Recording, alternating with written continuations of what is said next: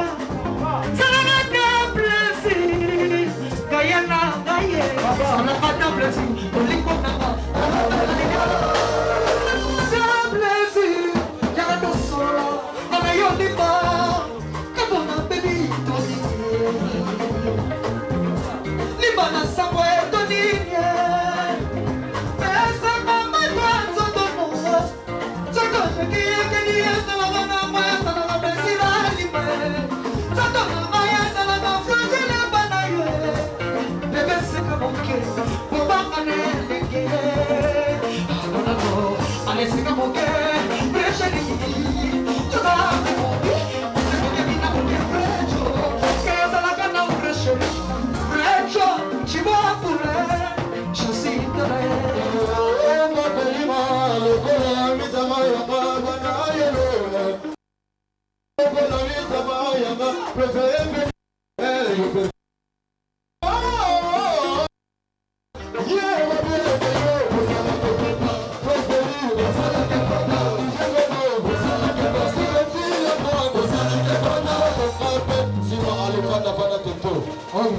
bana lelo oyo biloko ya sika ya diske bokote yango na biso ya mokonzi po epesaka pesa na mbala moko